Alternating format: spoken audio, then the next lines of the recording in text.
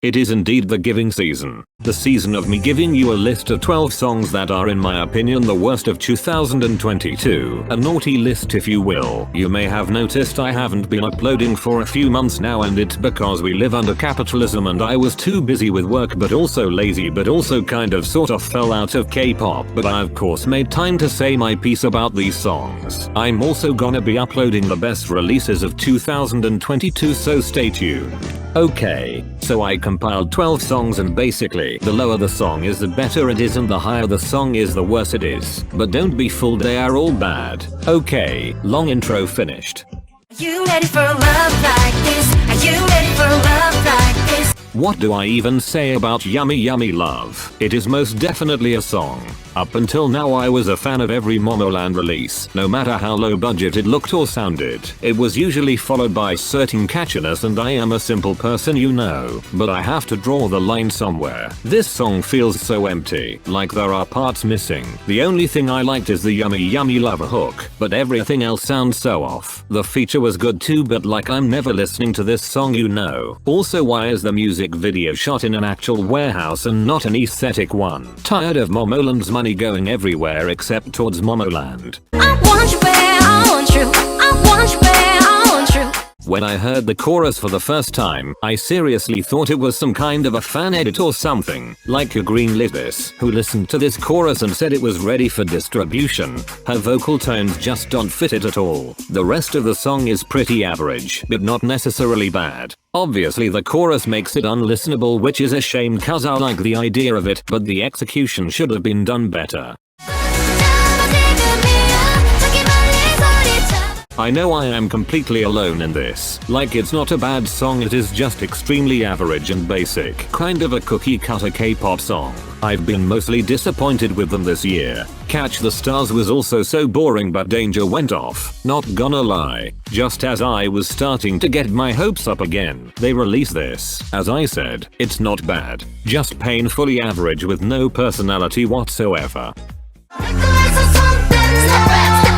Okay, first off, I don't think that just because they are a group of women, they need to sing girl anthems or something. It's not a standard we apply to men, so I'm not gonna apply it to women either. I just personally never liked these types of songs, be it Western artists or K-pop artists. It just comes off as cringy to me. It was an interesting choice to make this their debut song, and by interesting I mean not very smart, but okay. The melody is very spooky and atmospheric and I like those elements, but it's just a little too much here.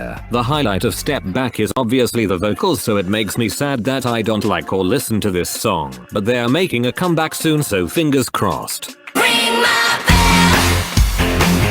I don't even know where to start. I know that I am probably the only person who thinks Ring Ring is their best song, and with each comeback they're going further from that sound, lols. I did somewhat enjoy Ginga Minga You, even though I think it's definitely one of the mid-releases this year. But Ring My Bell is just hum, you know. Like, the instrumental is so boring and uninteresting, and the chorus guitar riff sounds like something you would hear in a commercial or something. I didn't have a problem with the verses though, and the album has better songs suitable for the title track.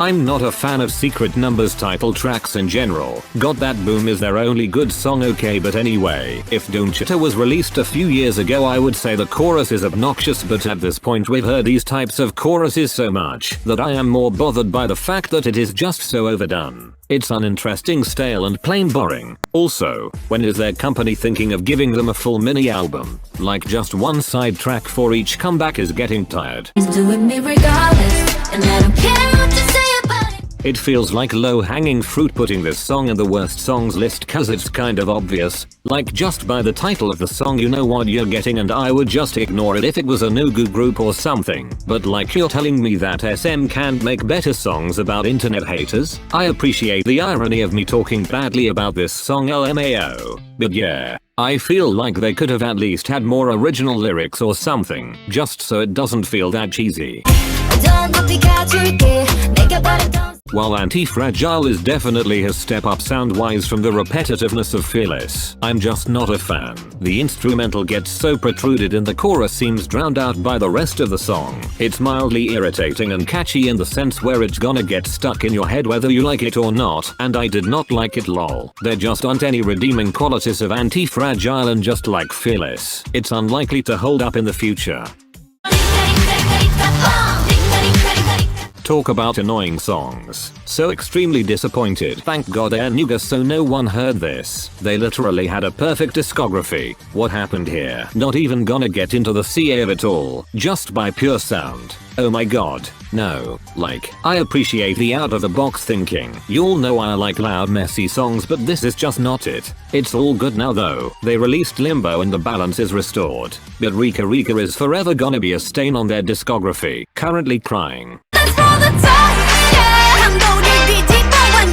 Why is every NMIX song so freaking overwhelming? Like I feel like I needed to hear this song 15 times before actually listening to it. The chorus is wow. Like so bad wow. Their vocal tones are just not made for the types of choruses they sing. It literally sounds like yelling. It's disappointing cause I did like the vibes and the concept for Dice. Also Jenny left the group recently and of course she was my bias. Like I'm not even joking. 9 out of 10 times when a girl group member leaves their group, it was my bias. It's a curse. Anyway, 00 or 00 outsold compared to this. It took a little to grow on me but Dice is just not doing it.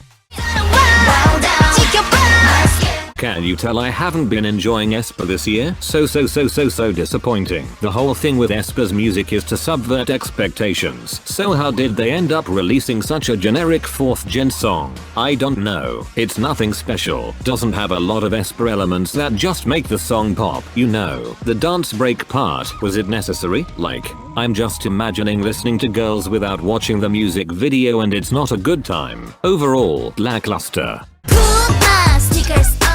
I thought it was a joke.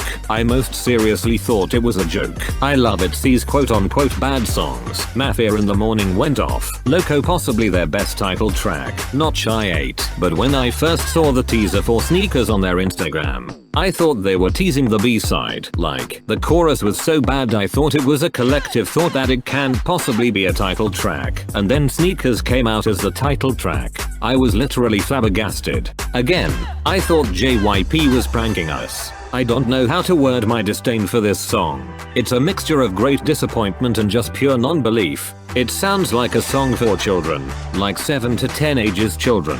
The instrumental in the beginning could pass off as another quirky ITZY song like Dalla Dalla or Icy, but then that horrid pre-chorus and the chorus follows along and I just wanna turn it off immediately. It's been a few months since the release and I am still unable to see it as an actual title track in their discography. I can't explain it. What makes it worse is that their Japanese releases this year have been pure fire, as well as Boys Like You. I'm still on the fence about Cheshire though. Honestly, I feel like this was definitely one of the most boring years in K-pop. Like if you looked up mid in the dictionary, a picture of 2022 K-pop releases would appear. The only thing holding this year together for me was some debuts and an occasional GG banger here and there. But yeah, let's do better in 2023 alright. Thank you for watching. I'll be uploading more this next year. Teehee bye.